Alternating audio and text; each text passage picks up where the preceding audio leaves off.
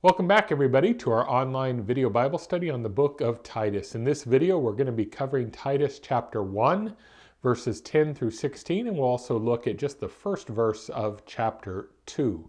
I do thank all of you that are watching these videos, and I hope that they are helpful to you as you listen to them. As always, I encourage you after you've watched the Bible study to leave some comments or questions, either in the comments section where you find this video or by sending me an email or a text. I did get a couple of those comments in from last week, so I want to refer to those real quick now. First, Royce wrote in and he said that when we were talking about God being a God of order, in particular we were talking about how God was ordering his church through Titus. Royce said, well, he indeed throughout his life and his career has seen God's order at work, and not only seen it, but that he has to trust that that order is there because he works as an engineer. And he mentioned that since nature seems to be infinite, that means God is infinitely orderly. And I think that's certainly true. Both Carla and Dwight wrote in with a similar theme to their comments, which was that when we were looking at these qualifications for who Titus should appoint as pastors in the church, they noted how stringent those requirements were, and that was a reminder, of course, that no one could meet those qualifications by themselves, by their own willpower, but that such things were only possible as they were forgiven by Christ and given his Spirit to live in new and different ways. So again, I hope you'll leave some comments or questions this week that I can start off the video next week with. All right, then let us turn to the text itself. As I mentioned today, we're going to be reading in Titus chapter 1, beginning in verse 10. And just to give you a little bit of context in case you didn't watch the last video or the details of that aren't real clear right now in your mind. Immediately before this, Paul has written to Titus and told him to appoint pastors in every town on the island of Crete. And that as he goes about that work of appointing elders, he is to use the list of qualifications that Paul has laid out in order to identify men who should serve in that capacity in those churches. So that's our immediate context. We'll hear now verses 10 through 12. For there are many who are insubordinate, empty talkers and deceivers, especially those of the circumcision party. They must be silenced, since they are upsetting whole families by teaching for shameful gain what they ought not to teach. So why is it that Paul has laid out qualifications? Why is it that he has told Titus to go about appointing elders? Well, because this is how God has ordered his church. God wishes for the church as a whole to be the one who is identifying, training, and then ordaining men to be pastors in the church. And this was the work then that Titus was given.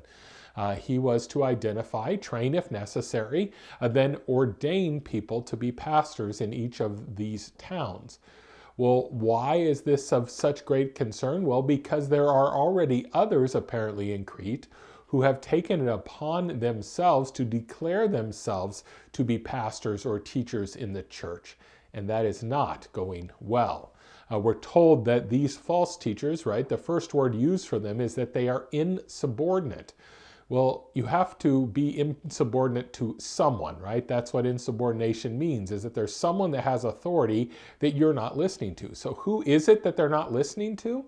Well, we might say in the broadest sense, the church, of course, God, even in a broader sense, but the church, right, who has been given this task of appointing pastors for each town. Well, instead, these Cretans seem to just simply be appointing themselves, and so they're insubordinate to the church as a whole. They're further insubordinate because they are also not teaching the proper things. They are empty talkers and they are deceivers. So they say a lot of words, but the words they say are not true. Paul points out specifically here that they are of the circumcision party, at least a lot of them, and so we'll return to that here just in a second. But we see that the reason why Paul gives this order to the church is because God is the one who likes order. And again, he likes for Titus, in this particular case, to be the one appointing the elders who are going to serve in the church, those elders who meet the qualifications laid out in that previous section of Titus. And the reason this is so important is because false teaching has consequences. right? These false teachers, we are told, are upsetting whole households, right? They're not just tricking one person or another, but they're tricking large amounts of people, entire households. And so Paul says, no, this is important, that we order the church according to God's design and that we pick men who are fit for this task to be pastors in every town. So again, what was the specific false teaching that Paul was concerned about here? Well, he says, as I mentioned a moment ago, that these were people who were part of the circumcision party. And essentially what the circumcision party was about was telling people that in order to be a Christian, you needed to follow all of the dictates of Judaism that operated in Jesus' days and in the years following Jesus' time on earth. They were ones saying that if you were a Gentile and you wanted to be a Christian, well, first you needed to be circumcised. Then, perhaps you could be baptized and become a Christian. And then once that happened and you were a Christian, well, then you still needed to follow all the different rules of the Old Testament law, and not only the ones that were actually in the Old Testament, but all the specifics that sort of the Pharisees and others had added to those to try to prove how righteous they were before God. They said, you're supposed to follow all of that stuff. And Paul, in many of his letters, right, this is a particular false teaching he is concerned with, because these people are taking people away from the idea that one is saved by grace on account of Christ's work, and are instead returning people to placing their confidence in their own following of the law, in their own works. And Paul says that's horrific. It's the most horrific false teaching he can imagine. What is even worse than their false teaching, though, is that these men are doing this, we are told, for shameful gain, probably financial gain. We don't know exactly how this happened, whether there was, an actual charge that was being, exacted from people when they were circumcised into the Jewish faith, or whether it's just that they sort of wanted this whole system of Judaism to continue so that they would have their place of authority and be able to benefit in many ways from it. Probably that second is at least the general context here. So what is Titus to do? Well, he is to silence those people.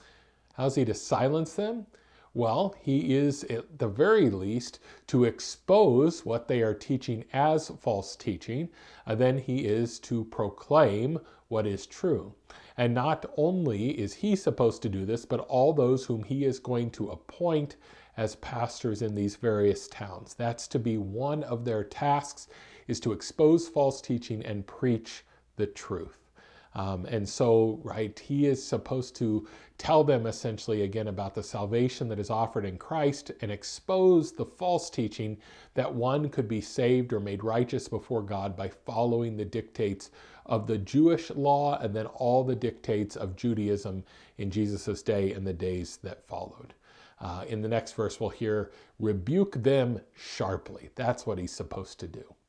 And we'll continue with verses 12 through 16. Let me read those for you now. One of the Cretans, a prophet of their own, said, Cretans are always liars, evil beasts, lazy gluttons. This testimony is true. Therefore rebuke them sharply, that they may be sound in the faith, not devoting themselves to Jewish myths and the commands of people who turn away from the truth. To the pure, all things are pure, but to the defiled and unbelieving, nothing is pure. But both their minds and their consciences are defiled. They profess to know God, but they deny him by their works. They are detestable, disobedient, unfit for any good work. So we start off these verses with this round condemnation of the Cretans. And we note first and foremost, right, that this was not spoken about them by one of their great enemies, but instead by one of their own, which probably speaks to its truth in and of itself, right? I mean, an enemy might accuse people of something that's not true, but if someone who is actually a part of a people says it about those people, it's much more likely it's true. So they are known as liars and evil beasts and lazy gluttons. The lying part perhaps is the thing that people knew best about the Cretans. In fact, we're told that in the Greek language, indeed one of their words for lying is actually uses the word in Greek for Crete. If I can explain it this way, the act of sodomy, right, that whole kind of idea is tied to Sodom and Gomorrah, right, from the Old Testament. And so that place was so associated with that act that it actually took on its name. Same thing here in the Greek language. Lying is so tied to Crete that when they say they are going to lie, they basically say we're going to Crete, right? That's essentially how it works. So this is really what they were known for, was being liars.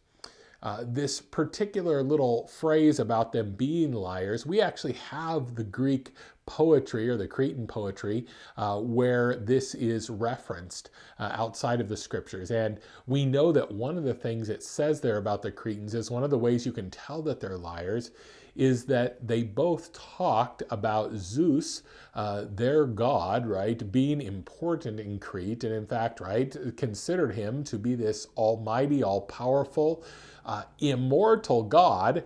And yet at the same time, the Cretans had made a burial site for Zeus, a grave for him. And so at one time they said, hey, Zeus is immortal. And at the same time they said, and we made him a grave. Well, those two don't go together. That shows you the nature of the Cretans, and that's what was sort of in particular being pointed out by this poet when he said this. The poet's name is Epimenides, hopefully I said that pretty close, was the one who said this, and like I said, we do have at least remnants of his writings that remain to this day, and so we know the context of those statements, and that's it, that they said two completely contradictory things about Zeus. He's immortal, and yet we made him a grave. Well, those two shouldn't go together. Paul says this prophet, right, or priest or poet of the Cretans, indeed what he says is true. So this is not to say that he's a true prophet or that all of his words were true, but this thing he spoke in particular about the Cretans, that is true. That testimony about them is true. They are liars, evil beasts, and lazy gluttons, right? And so that's what Paul is attesting is true here.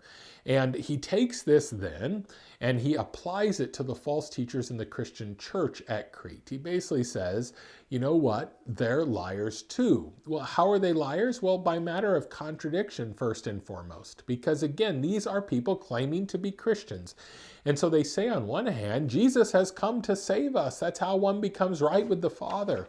And then on the other hand, they're saying you have to follow all of the dictates of modern Judaism in order to be saved.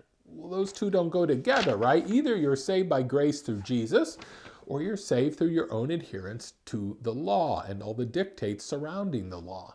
And so he says here, just like the Cretans were contradictory about Zeus, well, the Christian Cretans are also contradictory about the nature of salvation. And that's really troublesome, right? This is the thing we want to get right most of all because it is the most important.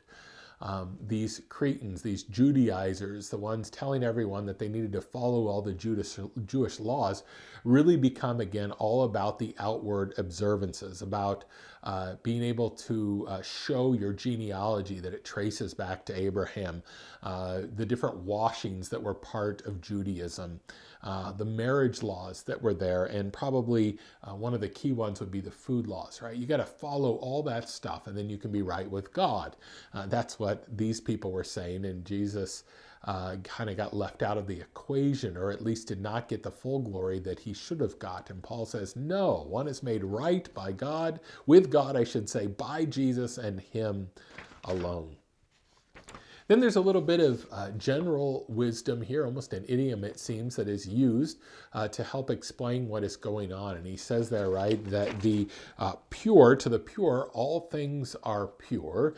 But to those, right, who are not pure, nothing is pure. Those who are defiled and unbelieving, nothing is pure. Everything is impure. Hopefully I said that right. So what are they saying here? Well, basically, this gets down to the specifics of what the false teachings were. So those who are unbelieving and who have a defiled conscience, right, their minds are messed up because they've embraced this false teaching. Well, they're telling people all sorts of things that a Christian should be free to do, they should not do, right? So a Christian is free not to be circumcised, and yet the Judaizers say, no, you must be circumcised. A Christian is free to eat any food that God has created, and yet the Judaizers are saying, no, that's impure. You can't eat certain foods according to our Jewish ways. And there's all sorts of things that could be added to this. To some extent, sexual pleasure is brought into this, right? So the Judaizers are saying, some of them at least, that marriage should be forbidden, right? Why? Well, because sexual pleasure would be experienced there. And again, the Christian, though, is free to experience sexual pleasure as long as it's in marriage. Why? Because all of those things we've mentioned are things that were created by God to be good. And the specific dictates of the Jewish law that said you can do this, but you can't do this, or you can eat this, or you can't eat that, all of those things were ultimately meant to point us to Christ, so that when Christ came, we would be people that understood the difference between clean and unclean. We would recognize ourselves ultimately as unclean and Jesus as clean. And yet then we would watch on the cross, as the Christ took our uncleanness upon him and gave us his cleanness. So that's what all those Old Testament laws were about. And now that Jesus was here, those things faded away. They were no longer needed in the new covenant. That's why the new part of, at least why the new covenant is called new, because those old things are no longer necessary. And so to the one who is pure, Paul is using this as a quick way of saying to the believer, the one who is made pure by Jesus, well, all those things now become pure. Those foods that they can eat, that sexual pleasure that they can experience in marriage, right? And all these other things, they are now pure. So to the pure, all things are pure. But to those who have this defamed mind, well, they think all sorts of things that are pure are still impure. Nothing to them is pure. And Paul writes here to say, right, no, for the Christian, they have this freedom to experience all of these things that God has made as good. Now, of course, Paul would say many times, if you take anything that is good and you make it the thing you fear, love, and trust in, well, now you've went out of bounds, right? Now you've taken a good thing and made it your idol. So food is good, but if food is the only thing you care about in life, well, now that's an idol, and that's bad, right? Sexual pleasure in marriage is good, but if you make that your sole pursuit in life, again, that is not good. So all of these things, right, in their proper place are to be experienced as good. And those who understand the nature of the gospel get this, and they experience this wonderful freedom to experience all that God has given us as good. But those who don't get the gospel, who think it's all about what they do, that that's what matters as far as their standing before God, well, they're going to take all sorts of things and continue to call them impure and say, you can't touch that, you can't taste that, you can't have that. That's what's going on. And Paul says this can go on no longer. And again, I just want to make clear, Paul is talking about people who do claim that they are Christians. This is not just Jews who are rejecting Jesus wholesale. These are Christian Jews, likely, who are Jews who became Christian, however you want to say that, people that are Jewish by heritage but are claiming to be Christians. He's talking about those people, and he's saying that those people indeed are confused and they're teaching things falsely. Why is this important? Well, because we need to be reminded in our day as well that not everyone who claims to be a Christian is teaching purely, right? Not everyone who calls on the name of the Lord will be saved, right? There are people who falsely make that claim and will not be saved, and will not teach true things. And so Paul is pointing this out to Titus, which I think Titus already knew, that there were these false teachers and they should be exposed as such because they were ruining Christ's reputation and they were upsetting whole households of people. So that's what we get there in verses 12 through 16 of chapter 1. And then finally today, I want to look at just the first verse of Titus chapter 2.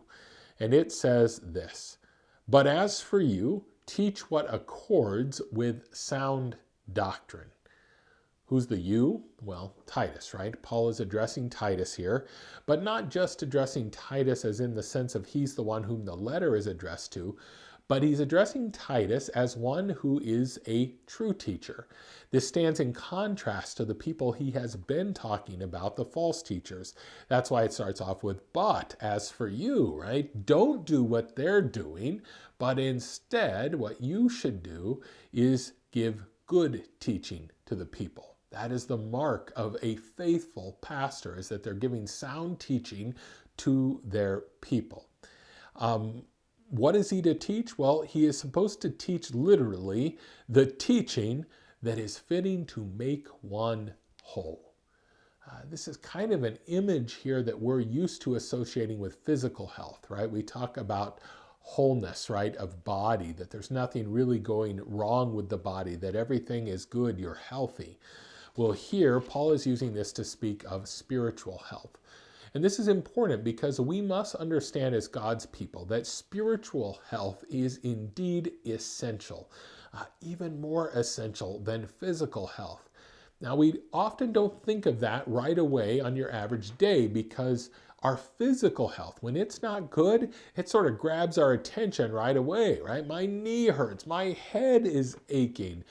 Perhaps, right, I know I've got something growing inside of me that's not good. Whatever the case may be, it really grabs our attention. Whereas sometimes, unfortunately, with our spiritual health, we can embrace a false teaching, right? And begin to embrace that all the more. And yet we don't right away go, oh no, things are not well. But we should train ourselves to ask, is the teaching that I'm receiving actually bringing me spiritual wholeness or not? Because there is no neutral teaching, right? Every teaching is either true and it brings spiritual wholeness to you by delivering to you Jesus, or the teaching is false and that is making you spiritually sick. And again, the mark of a good teacher is that he gives you proper teaching in order that you might be spiritually whole. And that proper teaching, of course, always leads you in the end to Christ. It's not the only thing he talks about, right? He can't just say Jesus loves you and then be quiet.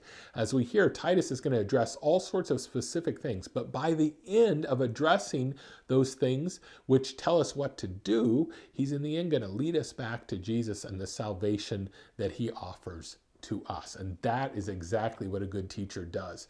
He covers the whole counsel of God and he leads us to Jesus. And so that's what Titus is told to do here. We're going to leave the Bible study at this point for this week. I'll probably refer back to chapter 2, verse 1 again as we begin the next section, but it kind of serves as a nice hinge between what we had last week and what we'll have next week, right? Because it tells us that there are false teachers, and that's why Titus was to appoint good teachers in the church.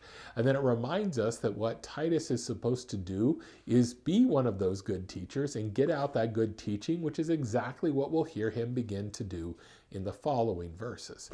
Again, I would encourage you, after you've heard this Bible study, you've read the text, you've thought through it, send in a few comments or questions to me, and I'll deal with those at the beginning of our next session of this Bible study.